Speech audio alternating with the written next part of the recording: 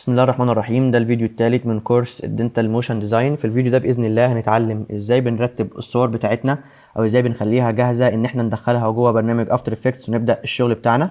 قبل ما ندخل الصور بتاعتنا محتاجين ان احنا نعمل لها اديت او نعدل عليها علشان تكون جاهزه للشغل على طول. فاول حاجه هنعملها هنبدا ان احنا ناخد الصور بتاعتنا وندخلها على فوتوشوب. عندنا مثلا دي الصوره الاولى، احنا فتحنا برنامج فوتوشوب اهو. هنجيب الصوره الاولى مثلا دي صوره الافتر اكسترا اورال.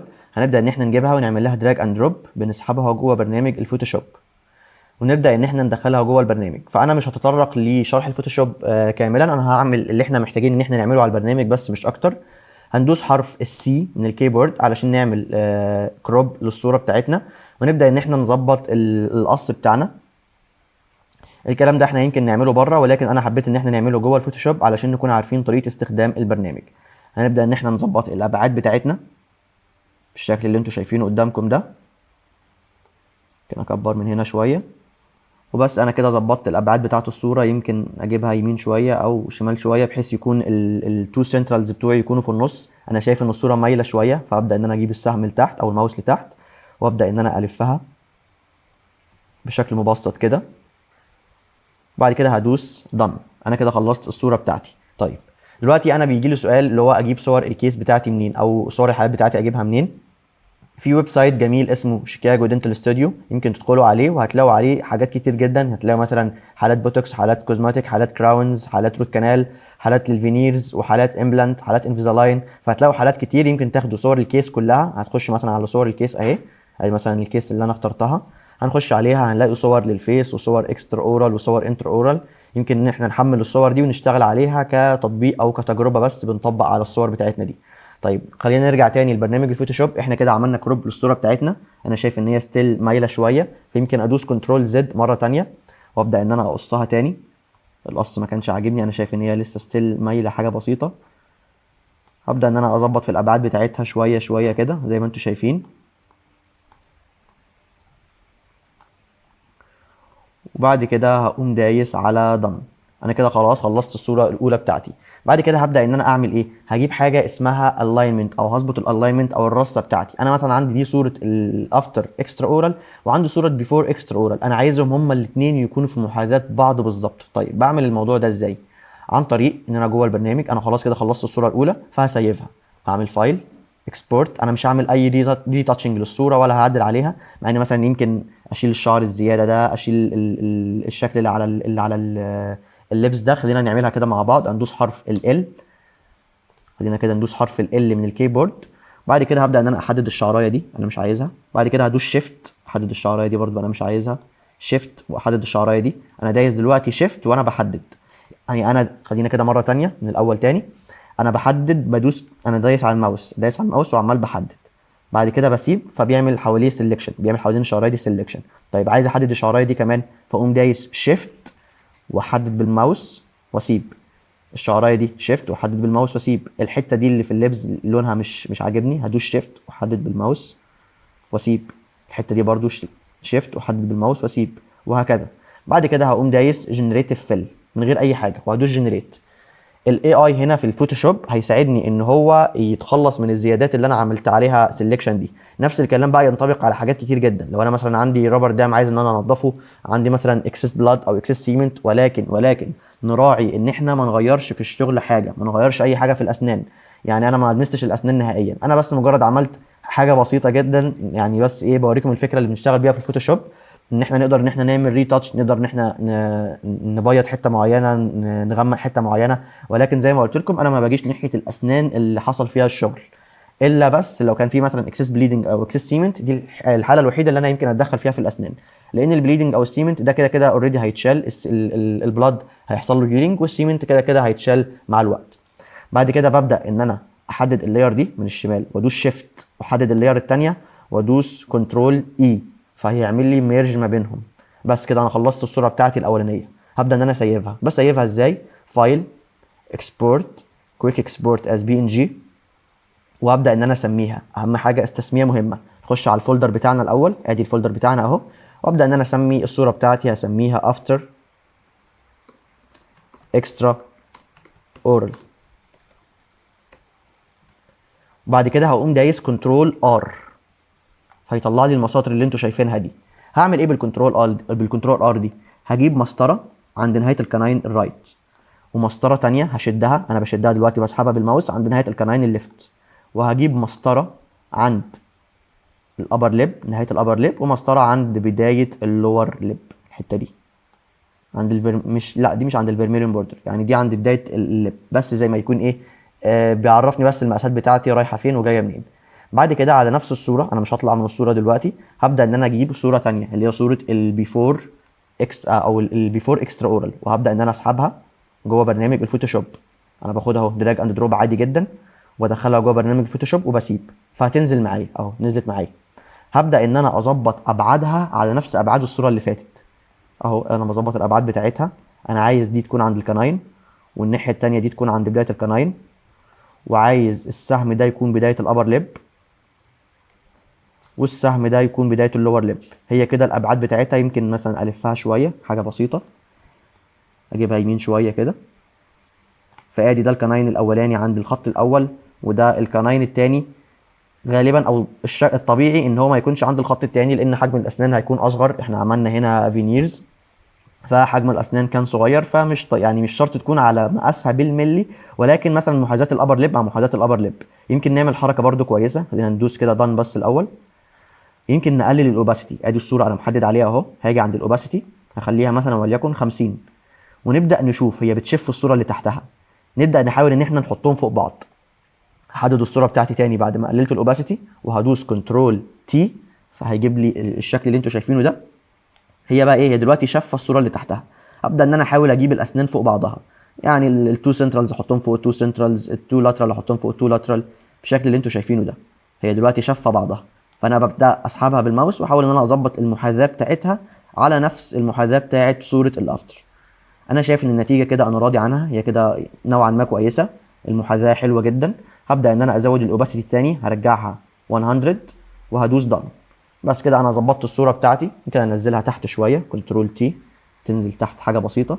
انا بنزلها تحت دلوقتي بالاسهم، الاسهم اللي في الكيبورد، وابدا ان انا اعدل برده الالاينمنت بتاعها شويه بالشكل اللي انتوا شايفينه ده. بعد كده بدوس دان. انا كده خلصت صوره البيفور اكسترا اورال.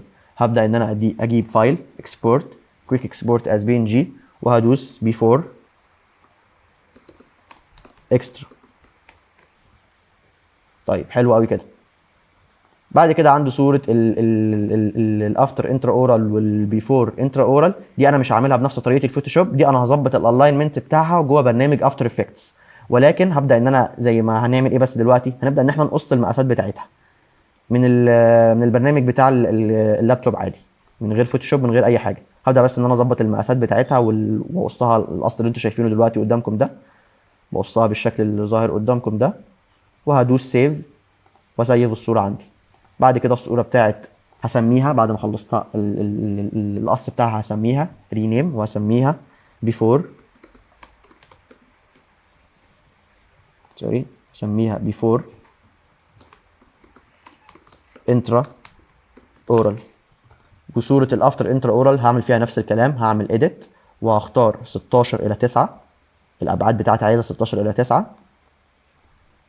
وبعد كده هبدا ان انا اقصها بالشكل اللي انتوا شايفينه، واميلها زي اللي انا بعمله بالظبط هتعملوه. بعد كده خلصنا كده، دخلنا الانترا اورال. هندوس سيف وهنظبط الالاينمنت بتاعها جوه الافتر افكتس، مش هنظبطه على الفوتوشوب. عايزه بس تلف يمين شويه، لفيناها بس هي كده مظبوطه. انا شايف الالاينمنت بتاعها دلوقتي مظبوط. السهم يعني انا دلوقتي بعرف الالاينمنت مظبوط ولا لا ازاي. شايفين دلوقتي وانا بلفها في زي اسهم او زي خطوط كده بتترسم، زي جريد كده بترسم على الاسنان. فانا بحاول ان انا اخلي التو سنترالز تكون بمحاذاه التو او باراليل للاسهم او للخطوط اللي مرسومه في الجريد دي. فانا شايف ان هي كده مظبوطه بالنظر، هي مظبوطه. بعد كده بدوس سيف وسيف. بتستخدم عينك برضو، يعني احنا عندنا عين بنستخدمها عادي، بتستخدم عينك وتشوف هي مظبوطه ولا لا. بعد كده هنسميها افتر انترا اورال. عايزين بقى ان احنا نعمل ايه، عايزين نعمل صورة فيس او عايزين نعمل كاركتر للصور دي. بنعملها ازاي؟ عن طريق ان احنا بنخش على اي موقع اي اي. زي ما قلت لكم انا بستخدم موقع ماجنيفيك، يمكن تستخدموا مواقع تانية عادي جدا، ولكن انا بستخدم موقع ماجنيفيك. هنبدأ ان احنا ندوس سبيسز، واختار نيو سبيس،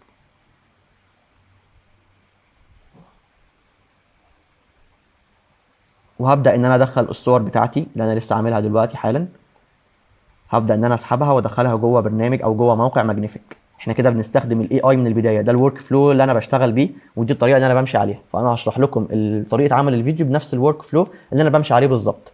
بس اللهم ان اول ما نخش على برنامج افتر افكتس هشرح بس شويه اساسيات في البرنامج الاول، وهشرح الواجهه واشرح التولز. بعد كده نبدا ان احنا نشتغل في الفيديو على طول، او في التوتوريال بتاعنا على طول، زي ما اتفقنا ان احنا هنعمل الفيديو اللي قدامكم ده باذن الله. دخلنا على موقع ماجنيفيك، هنبدا ان احنا نعمل كاركتر للبيشنت. بنعمل الكاركتر ده ازاي؟ ادي صوره البيفور، هبدا ان انا اسحب منها كونكشن زي ما انتم شايفين، بسحبها بالماوس، بختار اسيستنت، ومن الاسيستنت بختار الموديل بتاعي عايزه كلود 4.8. ممكن تختاروا اي موديل تاني، لكن انا هختار الموديل ده. بعد كده ببدا ان انا ادوس حرف الاف من الكيبورد عشان يكبر لي الورك فلو بتاعي. هنقفل بس الفوتوشوب، مش محتاجينه. انا دلوقتي الصوره بتاعتي الكواليتي بتاعتي انا شايفها كويسه، مش محتاج ان انا اعلي الكواليتي، هي الكواليتي بتاعتها اوريدي حلوه جدا، مش محتاج ان انا اعلي فيها حاجه. بعمل زوم ان وزوم اوت والكواليتي واضحه والصوره متصوره بكواليتي عاليه جدا. طيب وليكن الكواليتي كانت قليله، فببدا ان انا ادخل البرومت ده، او خلينا بس كده الايه، ببدا ان انا بدل ما اجيب اسيستنت ببدا ان انا اسحب كونكشن واختار ايمج جنريتور واجيب البرومت ده. طبعا البرومت ده هسيبه لكم ان شاء الله في الديسكربشن، وهدوس كنترول في وهقوم مخليه يعمل لي جنريت. بختار بس الابعاد الاول، بخليها 16 الى 9 زي الصوره، وهدوس جنريت فهيعلي لي من الكواليتي بتاعت الصوره بتاعتي. طبعا دي بخليها على الموديل بتاعي، بختار الموديل وليكن مثلا اختار نانو بنانا او جي بي تي 2 او نانو بنانا برو او نانو بنانا 2. هختار نانو بنانا 2 واختار الكواليتي 4K او 2K على حسب. وبعد كده هدوس جنريت وهستنى الصوره تطلع لي، فهتطلع لي بكواليتي عاليه، ولكن انا اوريدي الصوره بتاعتي الكواليتي بتاعتها كويسه، فمش هحتاج اعمل الخطوه دي. هبدا على طول بالشغل بتاعي على طول. الشغل بتاعي هنا دلوقتي انا عايز اعمل كاركتر للبيشنت، فهعمل ايه؟ هقول له الرول بتاعه، عشان دي طريقه كتابه البرومت سريعا كده برضو بدون تفاصيل. هقول له انت كاتب برومت محترف، دي الرول بتاعت الاي اي. والاي اي دلوقتي شغال ككاتب برومت. عايزك تكتب لي برومت يعمل لي كاركتر لصورة الأسنان دي، وهعمل له ات منشن وهمنشن صورة الأسنان. ادي كده انا عملت ايه؟ انا قلت له انت عايزك تعمل لي كاركتر لصورة الأسنان دي. بعد كده هدوس شيفت وانتر يبدأ سطر جديد، وابدأ ان انا اشرح له انا عايز الكاركتر عامل ازاي، او عايز الشغل يكون عامل ازاي. انا عايز الكاركتر او الشخصية يكون راجل عربي بملامح عربية، ويكون ثلاثيني، وابتسامته وأسنانه يكونوا طبق الأصل من الصورة دي. بعد كده هضيف له بقى ايه حاجة اتأكد عليها، اقول له ما تغيرش ابدا في شكل الأسنان او اللثة او الابتسامة، هتعمل كاركتر بس عليها. بعد كده هبدأ اوصف له بقى الكاركتر ده شكله عامل ازاي، او الصورة بتاعته هيكون لابس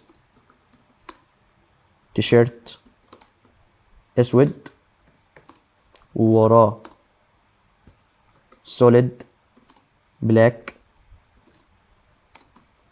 باك جراوند، يعني وراه خلفية سوداء، وهيكون متصور صورة بورتريه بكاميرا 85 او بعدسة 85 بمعنى اصح، بعدسة 85 ملي، وهيكون ظاهر وشه كامل وكتفه، والإضاءة هتكون بروفيشنال سوفت وايت سينماتيك ستوديو لايت. وهدوس من هنا جنريت، هيبدأ يكتب لي البرومت بتاعي. بعد كده هسحب كونكشن للايمج، او هسحب تو كونكشنز. ليه سحبت تو كونكشنز؟ عشان هنختار تو موديلز. الموديل الاولاني انا هختاره هيكون نانو بنانا 2، والموديل التاني اللي هختاره هيكون جي بي تي 2. دول افضل تو موديلز بالنسبه لي لتوليد الصور. وهبدا ان انا اختار الابعاد بتاعتي 9 الى 16. هختار الكواليتي انا عايزها 1K، مش عايزين اعلى من كده دلوقتي. نفس الكلام هعمله في GPT-2. هختار الكواليتي 1K، وهختار الاسبكت ريشيو بتاعي هخليه 9:16. مهم جدا اظبط الاعدادات دي قبل ما اعمل الصوره. وهبدا ان انا ادوس من هنا جنريت، ومن هنا برضو هدوس جنريت، وهستناه يعمل لي الصوره بتاعتي وهشوف النتائج.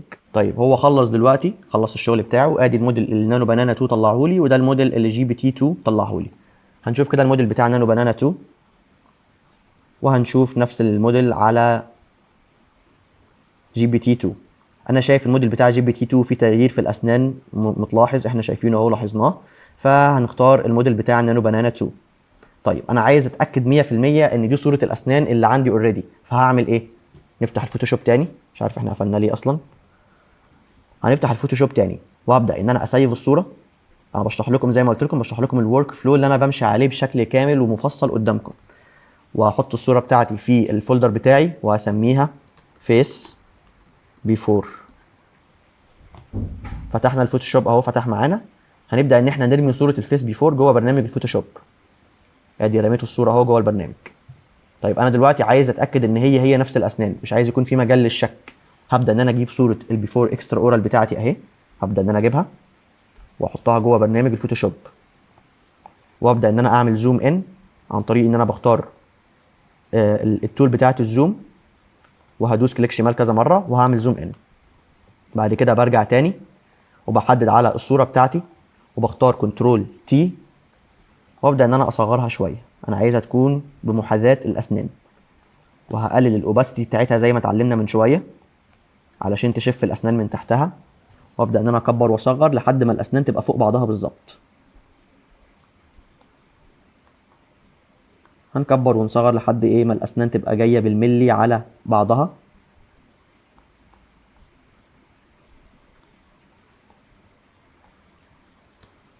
انا شايف كده دي نتيجه نوعا ما مرضيه. يمكن بس اصغر حجمها شويه واجيبها يمين سنه او شمال سنه. اصغر دي برضو شويه كمان واجيبها يمين سنه. بس هقوم دايس دن. بعد كده هقوم معلي الاوباسيتي الثاني ل 100%. وبعد كده هجيب الصوره بتاعتي انا حددتها اهو، هقوم دايس حرف ال من الكيبورد، وابدا ان انا احدد حواليها، بس ما احددش الصوره كلها. هسيب مسافه، هسيب المسافه. شايفين مثلا الحد بتاعها، انا ما بقربش من الحد بتاعها، انا سايب مسافه. حددت، بعد ما حددت شايفين المسافه بتاعت الحد بتاعها. خلينا كده نقفل العين عن هنا. شايفين انا حددت ايه؟ سبت الحدود بتاعتها ما حددتهاش. نفتح الصوره بتاعتنا تاني. طبعا انا ما شرحتش الفوتوشوب بالتفصيل، بشرح بس اللي انا بحتاجه فيه. بعد كده هنبدا ان احنا نعمل من هنا ماسك. بعد ما عملنا ماسك بيقوم محدد لنا الجزء اللي احنا حددناه بس. هنيجي عند كلمه فيذر، نتاكد ان احنا محددين على الصوره بتاعتنا، ونيجي عند كلمه فيذر ونزود الفيذر شويه. شايفين بدات ان هي زي ما تكون بتسيح مع الصوره، بيركبوا مع بعض. بس زودنا الفيذر لحد مثلا 15 17 حلو. ونبدا ان احنا ندوس كنترول زيرو من الكيبورد. كده مفيش مجال للشك ان هي دي الاسنان الاصليه. يمكن بقى ان احنا نبدا ان احنا نلعب في الوانها شويه، يعني يمكن الوانها ما تكونش متناسقه مع الصوره دي. فابدا ان انا اعمل مثلا اقلل مثلا الساتوريشن بتاعها شويه، اقلل البرايتنس بتاعها شويه، اقلل الهايلايت بتاعتها شويه. مش هنتطرق للموضوع ده دلوقتي، خلونا نسيف الصوره على ما هي عليه علشان نخش في موضوع الافتر افكتس على طول.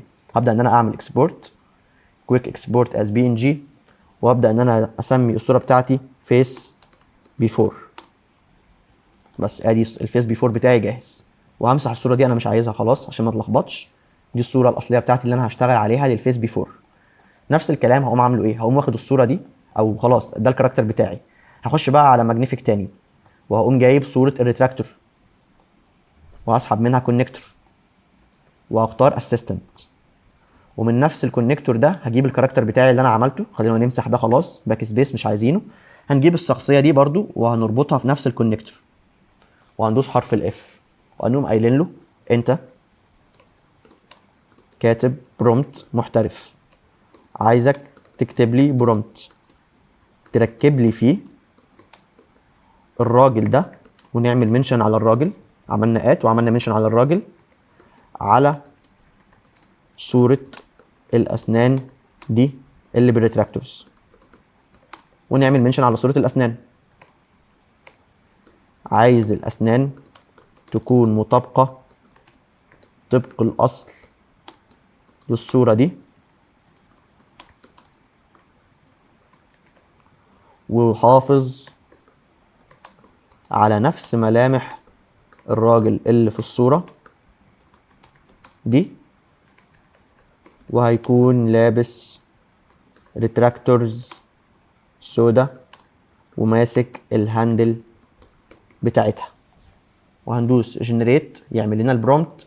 وبعد كده نفتح الايمج جنريتور بتاعنا، هنختار الموديل بتاعنا هنا نانو بنانا 2، ونختار الكواليتي 1K، ونستنى الجنريشن يخلص. طيب هو كده خلص لي الصوره، فانا عندي صوره للفيس اهو، ادي صوره للفول فيس وادي صوره للفول فيس مع الريتراكتورز. هبدا ان انا اسيف الصوره بتاعه الريتراكتورز، واختار الفولدر بتاعي، وهسمي الصوره بتاعتي فيس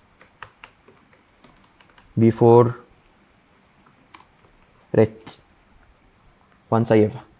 هنبدا بقى ان احنا نعمل نفس الشخص ده ونفس الراجل ده على صور الافتر. هنلاحظ برضو ان احنا هنا اهم حاجه ان الاسنان ما اتغيرش فيها اي حاجه، هي الاسنان بالملي اللي موجوده هي الاسنان اللي طلعت لي في الصوره.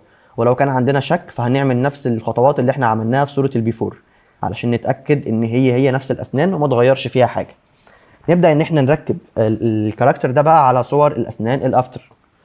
هنجيب صوره الاسنان الافتر اللي هي الاكسترا اورال، وهبدا ان انا اسحب كونكتور اسيستنت، وهربط في الكونكتور ده صوره الراجل ده، صوره الراجل الطيب ده هربطها في الكونكتور، وهبدا ادوس حرف الاف فهيقرب لي، وابدا اكتب البرومبت بتاعي. هقول له الرول اول حاجه انت كاتب برومبت محترف، عايزك تركب لي الراجل ده على الاسنان دي، عايز الاسنان والابتسامه يكونوا مطابقين طبق الاصل للاسنان دي.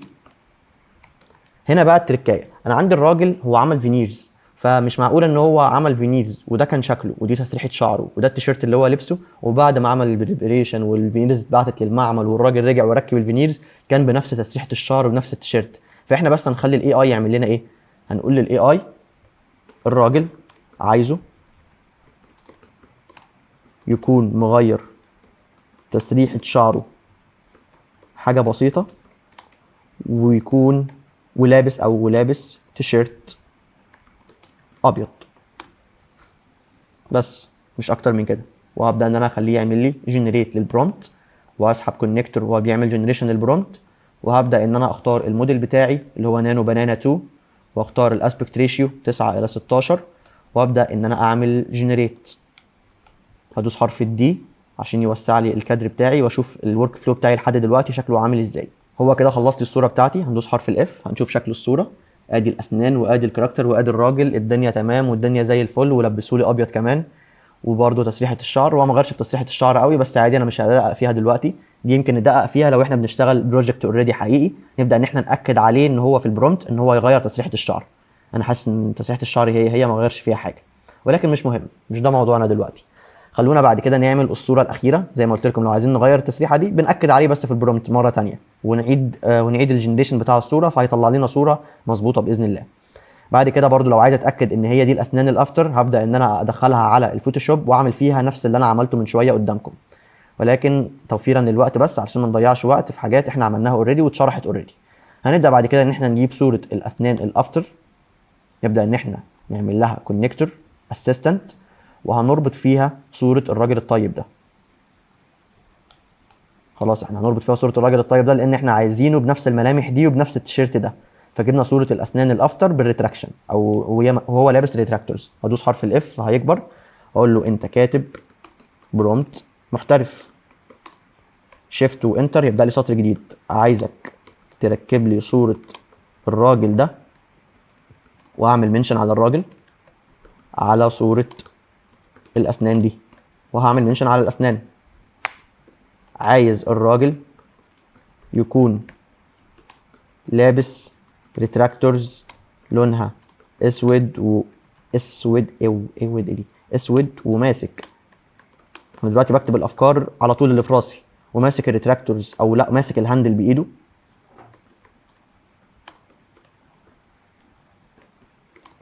والاسنان تكون مطابقه طبق الاصل للاسنان اللي في الصوره دي.